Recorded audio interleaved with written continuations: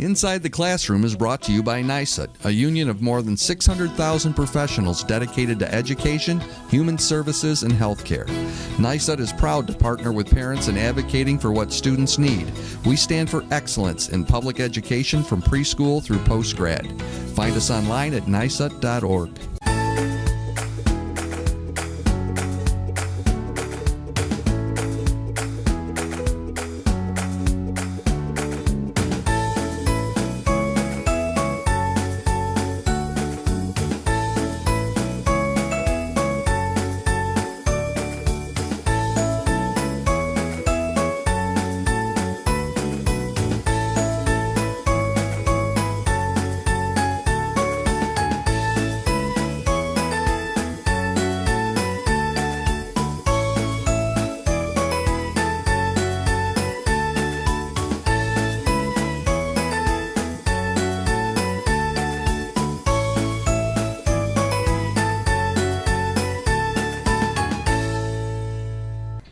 Hi, I'm Ashli Dreher. Welcome to another edition of Inside the Classroom. I'm here today with Katherine Dunnigan. Hi. Miss Dunnigan, hi.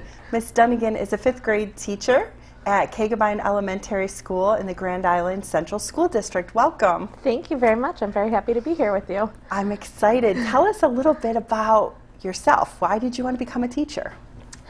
Well, I always say that it's something that was ingrained in me. Both my parents were teachers, my grandparents were teachers, my aunts and uncles are all teachers. So it's something that kind of ran in the family, and it was something that I just really enjoyed working with kids and being around them. And the best part of it is just seeing kids grow from the beginning of the year to the end of the year. So that's pretty much why I became a teacher. Yeah, so it's a family business. Absolutely. A long history in the family business, so that's great. Yeah. So you had a lot of role models in education, and what do you think, has public education changed? I mean, what do you think from the time that your parents were teaching, are things that are different now? Have you noticed any differences in education? Absolutely, over the years? Especially in the 12 years that I've been teaching, I've seen a huge shift in education, especially with the rigor that we have to teach the kids now, and the amount of curriculum that we have to teach the kids, and teaching them not just to be in academics, but also in building their self-esteem and getting them to have that growth mindset within themselves. So there is a big shift and a big change, and I think that kids are really rising to the challenge with it as well. Now let me ask you a little bit about that growth mindset, because I've read a lot of Carol Dweck's work, a researcher out of Stanford who wrote The Growth Mindset. And what do you think about participation trophies? This is just an off-the-cuff kind of question in that, you know, as a parent, I'm not really fond of participation trophies, because sometimes I think it gives kids a false sense of self-confidence or accomplishment. I would rather have them work toward a different kind of achievement rather than just a participation trophy. But what are your thoughts on Absolutely, that? I agree with you, and we need to teach kids that it's okay to fail. It's okay to fail in the classroom. It's okay to fail on the athletic field, because that's where they're going to learn the most and they're going to grow the most. So every day we talk about, okay, this didn't go the way that we wanted it in the classroom, but what can we learn from it, and how can we improve ourselves, and how can we improve our classmates and our teammates? So I agree. I don't think that every kid should get a trophy for participating. It's for the kids who have grown the most, and recognizing those accomplishments rather than you're here, you get a trophy to play. So most improved, or maybe Absolutely. an MVP that's really grown over the years. It's interesting that we're talking about this, because a few years ago I was at the White House, and I got to meet President Obama and Arne Duncan, our Secretary of Education. And I was at a conference with Secretary Duncan a few weeks or months after I'd been to the White House, and we were talking, and he said, you know, Ashli said, every night I ask my kids before they go to bed, not how was your day, but I ask them, what did you fail at today? Wow. And I thought, wow, that's kind of an odd thing to ask your kids. He said, but I do it because I want them to learn that it's okay to fail at something, and then you keep working toward achieving your goals. And that really stuck with me about making sure that kids are working toward their goals and that it's not always easy. You know, nothing is ever going to come instantaneously, and you really need to work hard to achieve what you want in life. Absolutely. That's really important. Yeah. So you've been teaching 12 years now. How did you prepare to be a teacher? Where did you go to school, and what kinds of things do you have to do to be an educator nowadays? Well, it was a long process, but a very rewarding process. I went to school at Hobart and William Smith Colleges, which is a small little liberal arts college in Geneva, New York, so close to home. But Hobart really gave me an opportunity to be in the classroom right off the bat when I was a sophomore, going in, having different experiences in different settings, and I even went and did a study abroad in Auckland, New Zealand, and studied where Marie Clay at University of Auckland, and also taught in a little school there, which really gave me the preparation and a different mindset to come back to United States, because it's a little bit different over there, and really taught me that I needed to have a community feel to my classroom and have that hands-on and enrichment experience for the kids to learn through experience-based learning rather than just giving worksheets or reading a book. We're hands-on all the time. So that was very important to my development as a teacher. Now, did you actually get to meet Dr. Clay? Because I have read so much of her work, and I'm in the middle of my dissertation at the University of Rochester. I'll be defending it this spring. And she really coined the term emergent reading, you know, and has done so much work for New Zealand and helping students in just becoming readers. So I'm anxious to hear, you know, what you thought of that experience, and that's incredible. That would have been a dream, but unfortunately she was not there when we were there. But we did work alongside some professors that worked with her. So we got that experience and her knowledge through people that she directly worked with. So that was fantastic. Yeah, how interesting. Yeah. So tell us a little bit about your classroom. What are some things that students do in 5th grade? Our classroom is a very active classroom. You'll always see us moving around, working in small groups, because my co-teacher, Mrs. LaBelle, and I really believe that students learn the best when they're in small groups and when they're working with each other. So we do a little bit of whole group lessons, but then we're very often splitting into small groups where we can really have hands-on with the students, seeing where their need is met. We are very differentiated in our classroom because we want to meet the kids at what they need as students. So if you were to come in on a typical day, you'll see kids working in small groups, kids working with independently, and lots of different movement within the classroom. We're also having a lot of those hands-on experiences that we tie to learning. So we might do a STEM challenge that is totally unrelated, but we connect that STEM challenge to what we're learning in reading or what we're learning in math. So that's great. So I would love to be a 5th grader in your classroom. I know my daughter enjoys going to school every day. She's in your classroom, yes, and she's wonderful. She wakes up every morning anxious to go to school. So thank you so much for that. So we're going to see a little clip from inside your classroom. Tell our viewers about what they are going to see. So in this clip, you're going to see students doing that hands-on STEM challenge. They're working together and they're working to solve problems. They're working on their communication skills. They're working on that growth mindset through building a chair to sit on. And what we connect that to is relating it to main idea in all of our reading skills about having to have that text-based evidence and strong support to make our thesis stand. So you'll see the kids working together and solving problems and working to connect those different ideas. All right, let's take a look inside Miss Dunnigan's 5th grade classroom. So we're going to be doing a lot of group work today, okay? And as we are doing our group work, I want to remind you of the lesson that we did at the beginning of the year with the cup stacking, okay? Remember how we did that lesson and we got to challenge each other to see who had the tallest? Okay, and I also wanted to remind you of saving Fred. Okay, what are some things that went really, really well when we did those activities? Sky? We had to use teamwork and we had to include everyone and make a plan.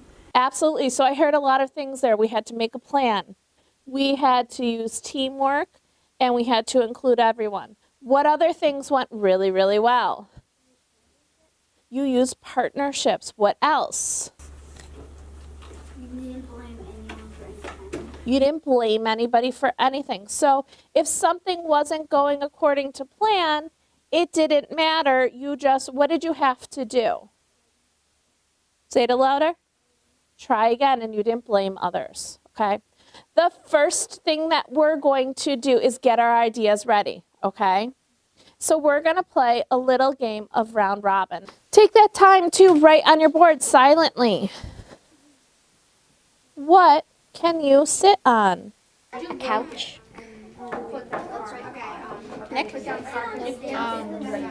So what, go around. Ari, what's one thing? You could sit on a table.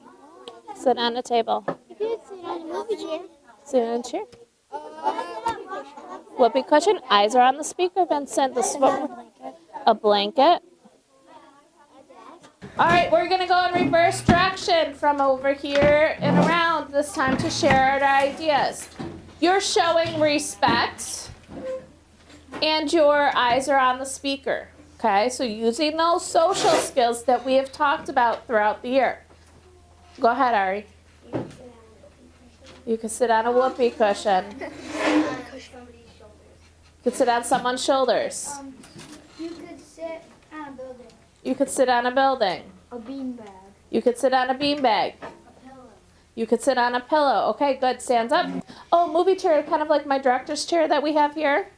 Oh, okay. So, like, if I'm looking at it, I see that it has a surface here and stands to hold it up. Okay. Stairs. Okay, you can sit on the stairs.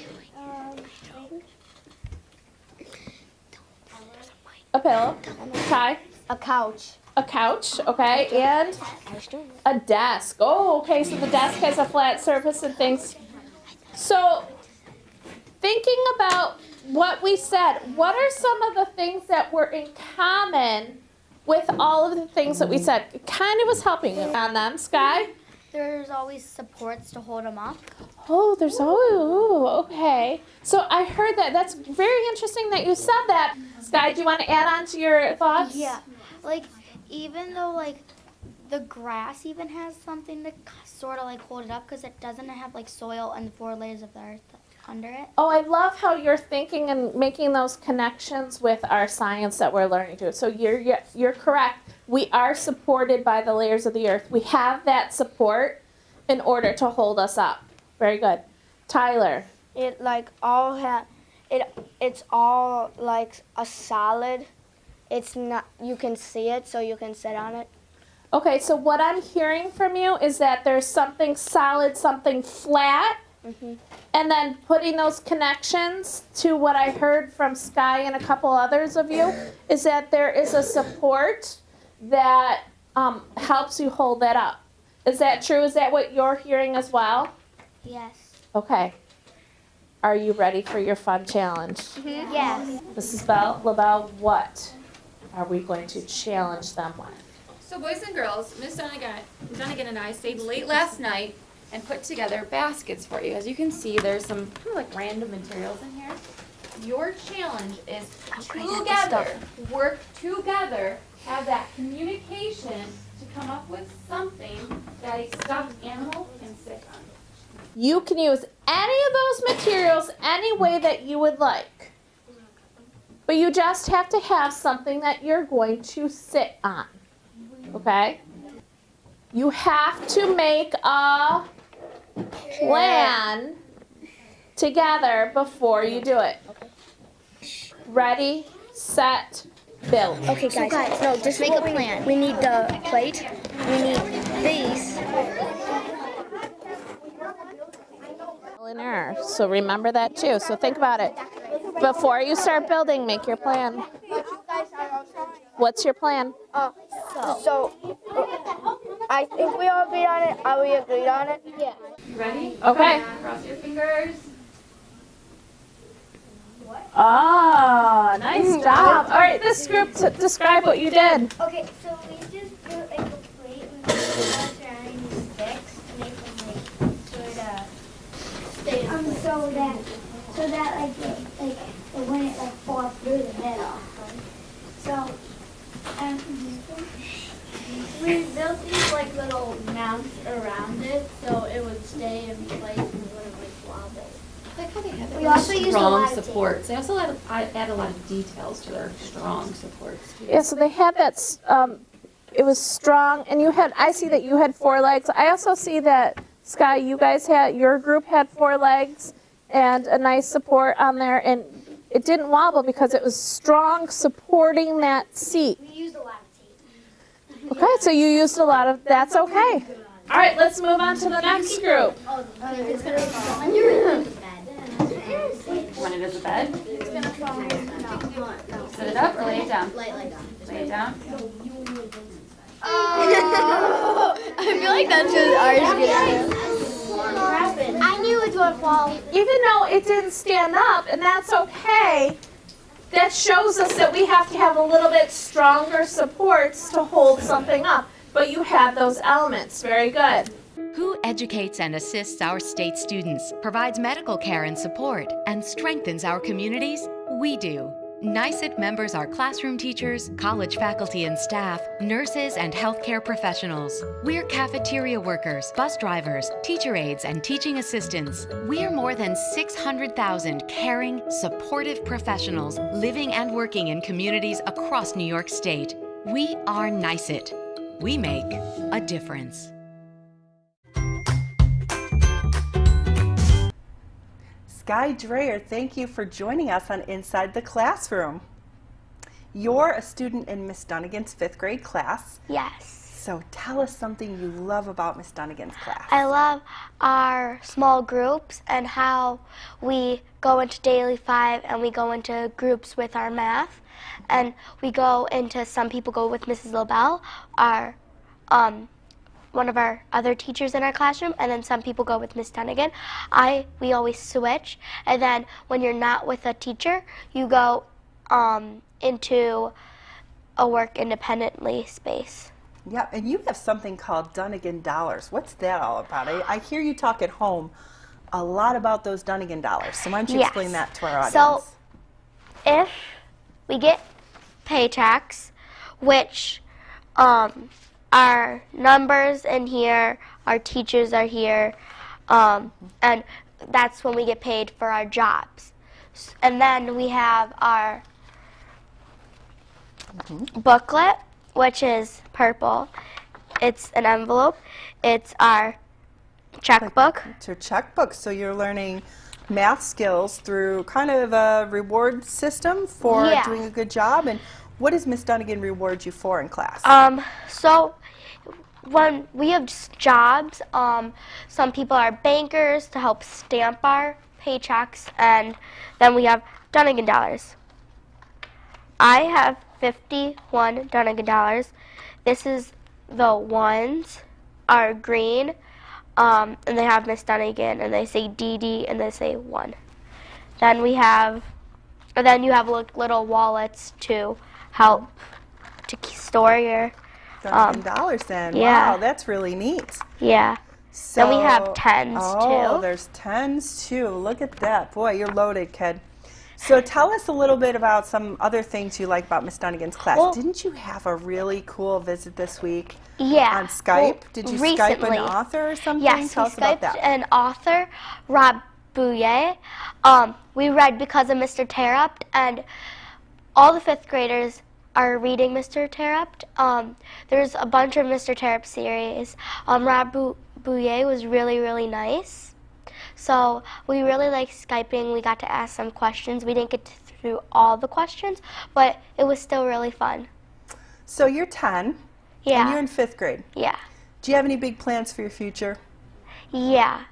I want to go to an Ivy League school like my sister, Penn or Cornell. I really want to become a zoologist or veterinarian.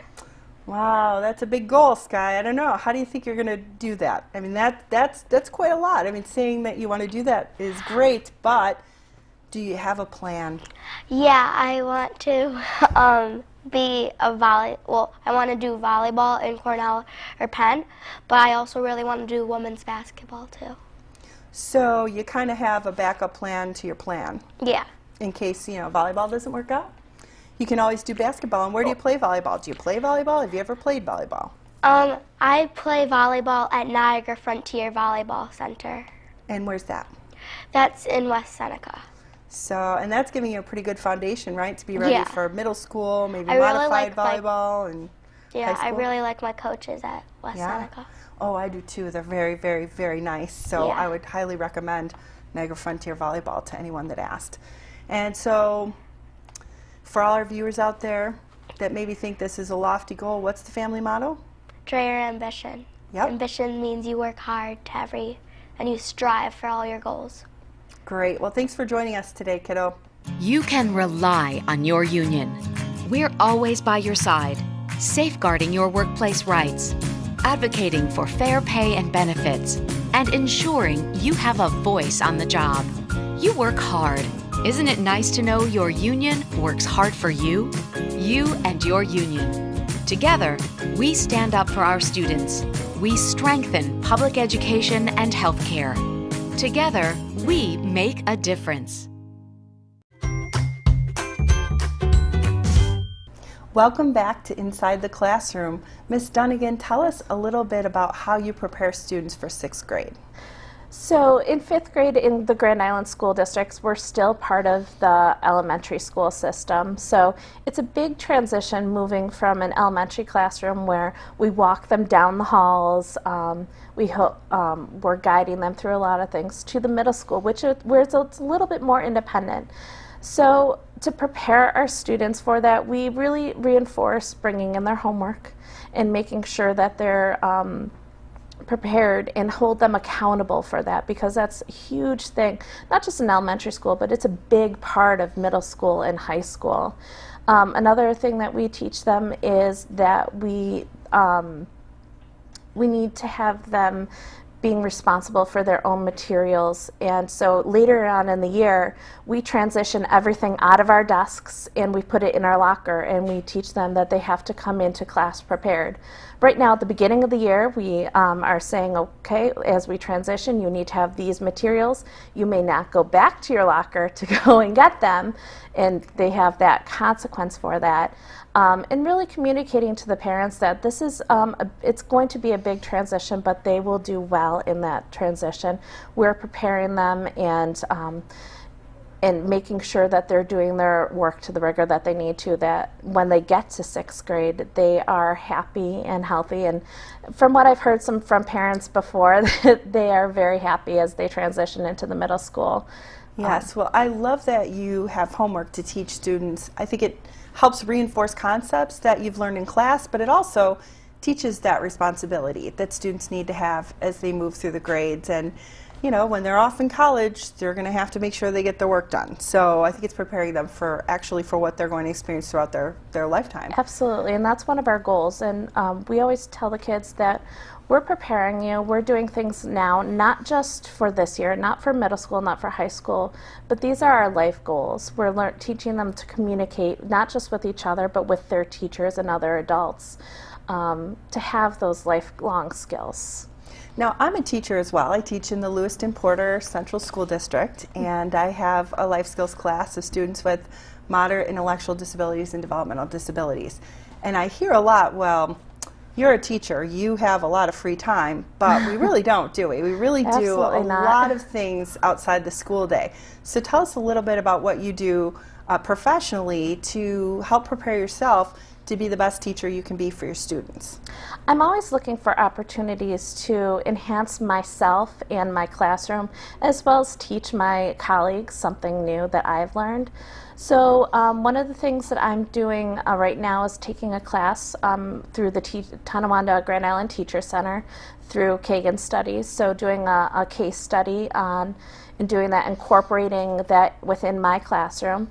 But I also take the opportunity of the ELT classes through NYSUT, and really enriching myself and learning the newest and latest things that are going on in education, so I can translate that into my classroom and help my students as well as the students of Grand Island. Yeah, so if there's any teachers out there interested in professional development, the New York State United Teachers has some great courses, www.nysit.org/ELT, and they have some wonderful courses all throughout the state that teachers can take on a number of different topics. There's everything from classroom management to differentiated instruction, if you're interested in learning how to do that in your classroom. And I know you've taken some classes from Michelle Amoya. Oh, she's fantastic. Yes, We love I Michelle. love Michelle. Yes, so Michelle Amoya offers a lot of classes at the NYSIT regional office in Williamsville. So it's convenient and right off Sheridan Drive there, easy to get to. And it's on weekends we have courses, after school hours, in the summer we offer courses. So teachers, be sure if you're listening, you take advantage of that, because it's a wonderful opportunity to bring new ideas to your classroom and re-energize and learn some new things. Absolutely. Everything that I've learned there has directly applied to my classroom, and it's wonderful because you create materials that you can then go and use right away, and it's just amazing the things that you learn. And Michelle is a fantastic instructor, as well as some of the other instructors as well. Oh, you've had other instructors? I have not, but No? I've Okay. learned from You've heard from other teachers, right? Absolutely. Because I know Dave Lowry teaches courses. He's excellent. We have some great instructors. And we have the motto, teachers teaching teachers. So things do directly apply to Absolutely. the classroom. Thank you for joining us on this edition of Inside the Classroom. I know our viewers are going to love seeing your fifth graders, and I appreciate you giving up your time to come in and speak with us today. Thank you very much.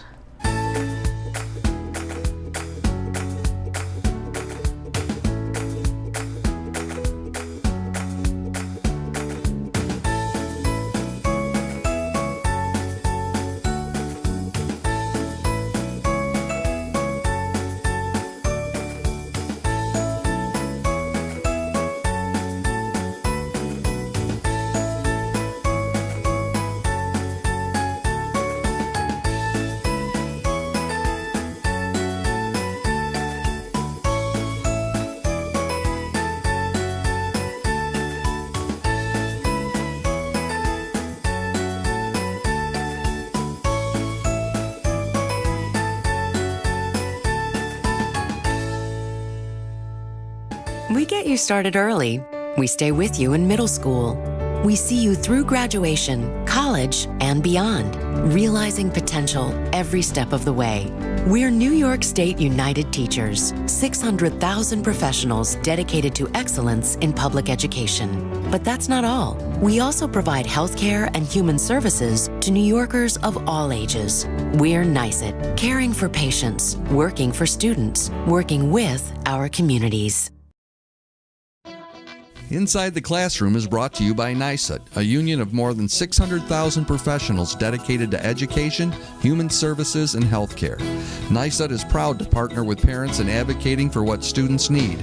We stand for excellence in public education from preschool through postgrad. Find us online at nysut.org.